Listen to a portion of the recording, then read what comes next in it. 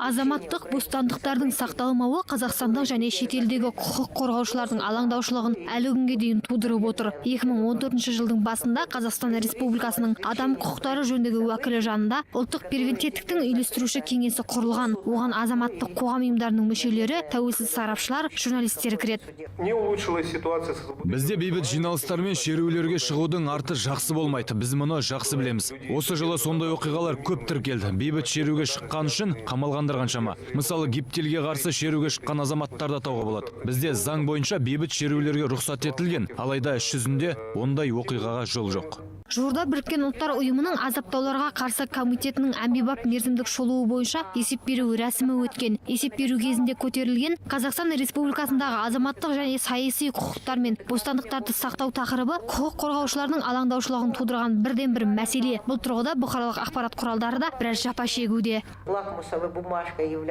Билікке деген саяси адалдығын көрсетпейтін тәуелсіз бақты ақпараттық кеңістіктен ығыстыру белең алуда. Оларға тағылатын негізгі айып жала жабу, аружданға нұқсан келтіру. Бақ туралы заңнаманың сақталмауы тағы басқа. Мәселен, Правдивая газета мен Ассанди Таймс жабылды. Жыл соңына қарай Адам бол журналы да жабылуы мүмкін. Алдағы жоспар бойынша 2015 жылы Қазақстан Республикасындағы адам құқықтары саласындағы 2015-2020 жылдарға арналған жаңа ұлттық әрекеттер жоспары іске асырыла бастайды. Сол себепті де құқық қорғаушылар Қазақстан Республикасының азаматтарының құқықтары мен бостандықтарын сақтау саласында кейбір оң өзгерістер болады деп күтуде. Ақбота Мұсабекқызы, Жанат Абдрахманов, Қазақньюс, Алматы.